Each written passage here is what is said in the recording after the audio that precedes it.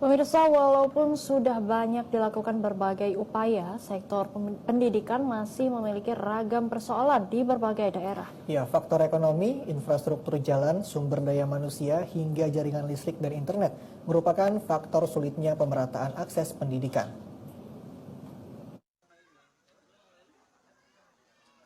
Proses pendidikan berlangsung setiap hari secara disadari ataupun tidak disadari. Pendidikan melalui sekolah merupakan fasilitas dasar yang diberikan negara kepada rakyatnya. Namun, masalah pendidikan seperti pemerataan akses, rendahnya sumber daya manusia, minimnya infrastruktur pendukung dan belum optimalnya peran pendidik dan pemerintah masih menjadi persoalan di banyak daerah di Indonesia hingga kini. Setiap wilayah memiliki beragam permasalahan yang dihadapi. Seperti halnya di Kabupaten Hulu Sungai Tengah yang memiliki penduduk bermukim di wilayah dataran tinggi dan dataran rendah, seperti pegunungan dan perairan rawa. Akses jalan, kurang layaknya bangunan sekolah, jaringan listrik dan internet, serta minimnya tenaga guru menjadi persoalan yang sangat dirasakan oleh masyarakat dan pemerintah. Jauhnya jarak sekolah antar jenjang SD, SMP hingga ke SMA di dua wilayah ini turut menghambat anak-anak dalam mendapatkan pendidikan yang berkelanjutan. Kalau dari keluhan anak-anak biasanya Bu kan menyambung itu apa Bu? Apakah tempat tinggalnya atau gimana? Keluhan dari anak-anak tuh paling utama tempat tinggal. Terus biaya sehari-hari itu Pak, itu karena orang tua mereka kan minim pendapatan itu Pak. Keluar itu lumayan 20 menit lah untuk sampai keluar. Jadi itu memerlukan minyak sekitar 3 literan lah. Jadi untuk menyekolahkan satu anak itu mereka memerlukan uang sekitar 30.000 dalam satu hari untuk menyekolahkan. Nah, jadi mungkin kendala utama dalam melanjutkan itu ada pada biaya untuk transportasi. Persoalan pendidikan tentu tidak hanya dirasakan masyarakat di wilayah terpencil ataupun terluar. Di sekolah perkotaan pun juga terdapat masalah-masalah yang dihadapi pemerintah daerah. Di era yang serba teknologi ini, masih banyak terdapat guru dan tenaga pendidik yang belum memanfaatkan dan menguasai teknologi dalam proses pembelajaran. Untuk mengurangi gap antara pendidik dan peserta didik dalam penggunaan teknologi, pemerintah perlu terus didorong berupaya meningkatkan kapasitas guru dan tenaga pendidik dalam hal pemanfaatan teknologi, agar proses pembelajaran dan peningkatan kualitas pendidikan berjalan optimal. Di momen Hari Pendidikan Nasional ini, sebaiknya tidak hanya sebagai ajang seremonial, namun dijadikan momen evaluasi seluruh pihak dalam upaya kontribusi meningkatkan kualitas pendidikan sesuai kapasitas individu masing-masing. Ahmad Rizky, kontributor TVRI Kalimantan Selatan. Halo semuanya, perkenalkan kami dari kelompok konten video untuk Jamkomsarf, di mana di sini kami mengangkat tema yaitu ketidakmerataan pendidikan di Indonesia. Kelompok kami terdiri dari 3 orang, yaitu satu, silakan Fajar memperkenalkan diri. Ya, saya Fajar Radiansyah dari Angkatan B24, jurusan Manajemen. Saya Dea Vida dari Angkatan 24, jurusan Manajemen. Dan saya adalah Amanda Amelia dari Angkatan B24, jurusan Manajemen.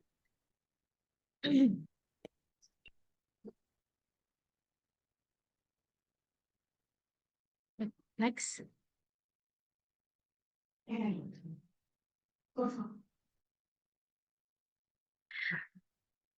Pada video kali ini, kami akan memberikan 6 subbagian di dalam video, yaitu pertama adalah mengenai latar belakang dari ketidakmerataan pendidikan di Indonesia, lalu penyebabnya, contohnya, study case, saran untuk mengatasi ketidakmerataan pendidikan di Indonesia, dan yang terakhir adalah kesimpulan dan juga penutup.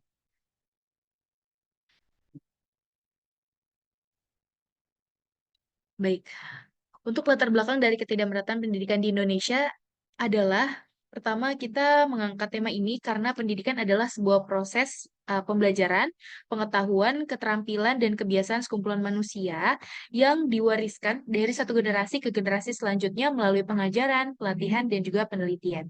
Pendidikan mempunyai tujuan utama untuk mengembangkan potensi dan mencerdaskan individu menjadi lebih baik lagi. di mana Kemendikbud sendiri mewajibkan belajar 12 tahun bagi setiap anak untuk membentuk visi misi Indonesia dan untuk membentuk SDM yang lebih unggul.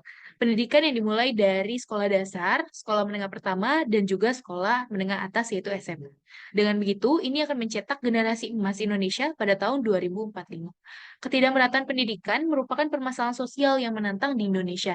Masalah ini tidak hanya mempengaruhi akses pendidikan, tetapi juga berkaitan dengan ketidaksetaraan dalam kualitas pendidikan.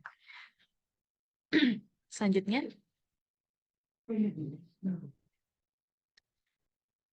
Nah, di mana untuk latar belakang ini sendiri juga seperti yang tadi saya jelaskan terbagi menjadi 3. Lalu selanjutnya.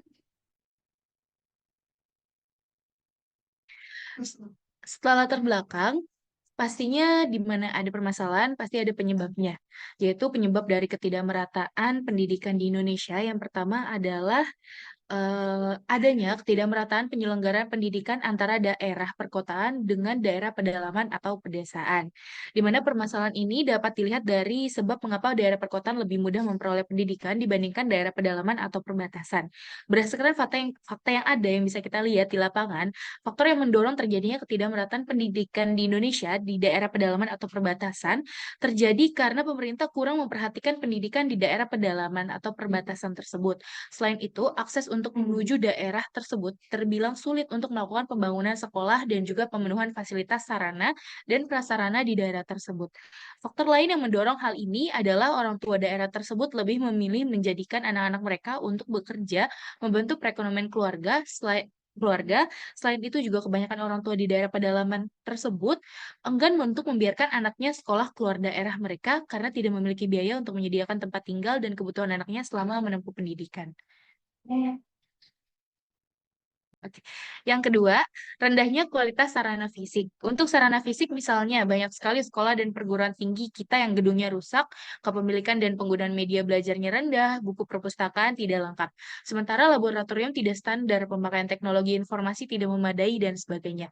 Bahkan bisa kita lihat, masih banyak sekolah yang tidak memiliki gedung sendiri, tidak memiliki perpustakaan, dan juga tidak memiliki laboratorium, dan sebagainya. Lalu selanjutnya kita bisa lihat juga dari rendahnya kualitas guru di Indonesia. Kita bisa lihat keadaan guru di Indonesia juga amat memprihatinkan. Bukan itu saja, sebagian guru di Indonesia bahkan dinyatakan tidak layak mengajar. Kelayakan mengajar itu jelas berhubungan dengan tingkat pendidikan guru itu sendiri. Walaupun guru dan pengajar bukan satu-satunya faktor penentu keberhasilan pendidikan, tetapi pengajaran merupakan titik sentral pendidikan dan kualifikasi sebagai cermin kualitas tenaga pengajar memberikan andil sangat besar pada 8 kualitas pendidikan yang menjadi tanggung jawabnya. Kualitas guru dan pengajar yang rendah juga dipengaruhi oleh masih rendahnya tingkat kesejahteraan guru di Indonesia. Lalu selanjutnya ada rendahnya kesejahteraan guru. Rendahnya kesejahteraan guru ini mempunyai peran dalam membuat rendahnya kualitas pendidikan di Indonesia. Pendapatan yang kecil tentunya membuat banyak guru terpaksa melakukan pekerjaan sampingan. Dari pekerjaan sampingan ini bisa kita lihat seperti ada yang mengajar di sekolah lain, memberi les pada sore hari, menjadi tukang ojek, pedagang mie rebus, pedagang buku, pedagang pulsa ponsel, dan yang lain-lainnya. Lalu selanjutnya next. Juga dari rendahnya prestasi siswa. Dengan keadaan yang demikian itu seperti rendahnya sarana fisik, kualitas guru, dan kesejahteraan guru, ini membuat pencapaian prestasi siswa pun menjadi tidak memuaskan. Sebagai misalnya itu adalah pencapaian prestasi fisika dan matematika siswa Indonesia di dunia internasional itu sangat rendah. Lalu selanjutnya itu adalah kurangnya pemerataan kesempatan pendidikan di Indonesia. Kesempatan memperoleh pendidikan masih terbatas pada tingkat sekolah dasar. Kegagalan pembinaan dalam usia dini nantinya tentu akan menghambat pengembangan sumber daya manusia secara keseluruhan. Oleh karena itu, diperlukan kebijakan dan juga strategi pemerataan pendidikan yang tepat untuk mengatasi masalah ketidakmerataan tersebut. Next.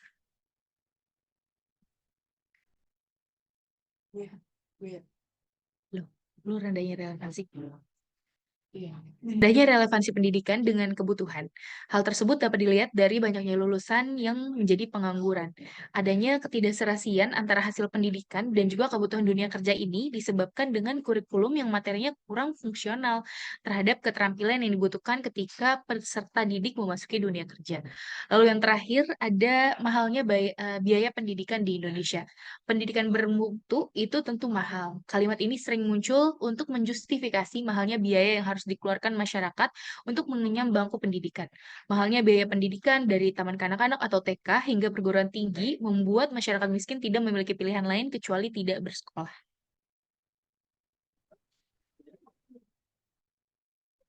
Selanjutnya merupakan contoh ketidakmerataan pendidikan yang ada di Indonesia. Pada tahun 2022, salah satu forum berita online, kumparan.com, pernah mengangkat permasalahan terkait pendidikan yang tidak merata di Indonesia, di mana mereka memperlihatkan salah satu bukti bentuk pendidikan yang masih tidak merata di daerah pedalaman yang berada di Nusa Tenggara Timur, yaitu pada SMP Negeri 17 Borong yang terletak di Desa Compang Kantar, Kecamatan Ranamese, Kabupaten Manggarai Timur, Nusa Tenggara Timur, yang kondisinya masih sangat memprihatinkan. Dapat dilihat dalam gambar di bawah, sekolah yang telah diresmikan sejak tahun 2016 tidak memiliki fasilitas pendidikan seperti yang ada di sekolah pada umumnya. Dalam gambar tersebut, kita dapat melihat bahwa dinding ruang kelas tersebut terbuat dari pelupu bambu yang beratapkan asbes dan beralaskan tanah. Bahkan meja dan kursi terbuat dari bambu dan triplek yang jika dilihat cukup memprihatinkan. Minimnya fasilitas yang ada pada sekolah tersebut tentunya mempengaruhi kenyamanan belajar mahasiswa dan juga guru di sekolah.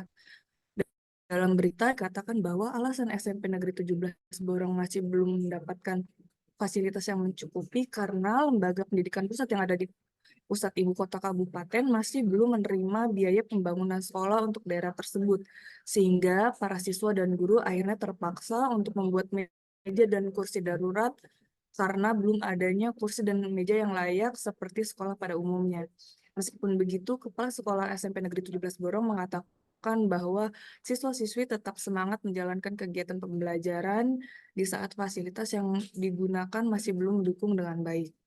Next. Selanjutnya, ada contoh lain dari ketidakmerataan pendidikan di Indonesia, yaitu yang terjadi di SD Negeri Ati yang berada di distrik Minyamur, Kabupaten Mapi, Papua, di mana permasalahan ketidakmerataan pendidikan tersebut diangkat oleh forum berita online detik.com pada tahun 2022. Dalam berita tersebut dikatakan bahwa sekolah dasar tersebut berada di kawasan yang sangat sulit diakses. Hal tersebut karena Kampung Ati terletak di wilayah yang sangat terpelosok dan jarak antar kampung di Kabupaten Mapi juga berjauhan. Sulitnya akses juga diakui oleh para guru tenaga kontrak, di mana para guru tersebut biasanya harus menempuh perjalanan selama 2 hari dari distrik Kepi menuju Kampung Ati. Dan karena jauhnya akses yang ada, membuat para guru harus membawa banyak bahan makanan dan keperluan sekolah untuk kebutuhan mereka selama mengajar di SD Ati dan bermalam di desa tersebut. Dalam gambar, kita dapat melihat kondisi para siswa dan sekolah yang cukup memprihatinkan, di mana hampir seluruh siswa di sekolah tersebut tidak menggunakan seragam dan sepatu selama kegiatan belajar berlangsung. Selain itu, fasilitas kelas di sekolah tersebut juga memiliki meja dan kursi yang lebih sedikit dibandingkan jumlah mahasiswa yang ada.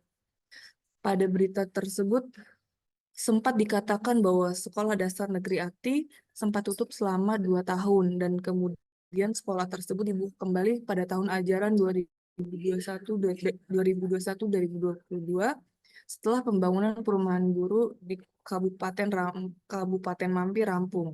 Meskipun banyaknya keterbatasan di sekolah tersebut, salah satu guru yang mengajar mengaku bahwa mereka merasa senang mengajar di sekolah tersebut meski harus tinggal di daerah pelosok karena siswa-siswa di sekolah tersebut memiliki minat belajar yang sangat tinggi.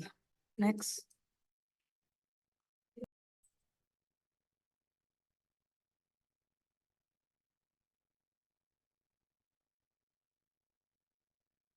Kesimpulannya, pemerataan pendidikan di Indonesia masih belum berjalan secara maksimal dan masih banyak wilayah di Indonesia masih di bawah standar.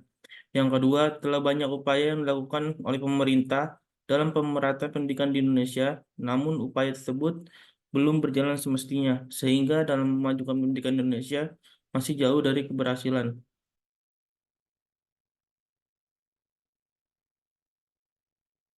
Kemudian ada saran perkembangan di dunia era globalisasi ini memang banyak menuntut perubahan ke sistem pendidikan nasional yang lebih baik, serta mampu bersaing secara sehat dalam segala bidang.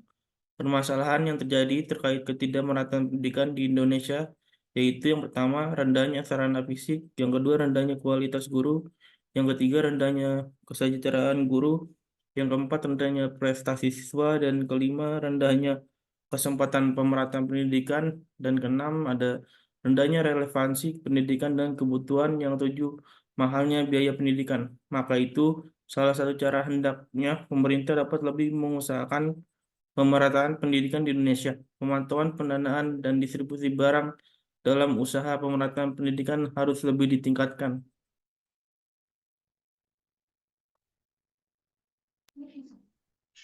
Baik, baik. Sekian konten video kami.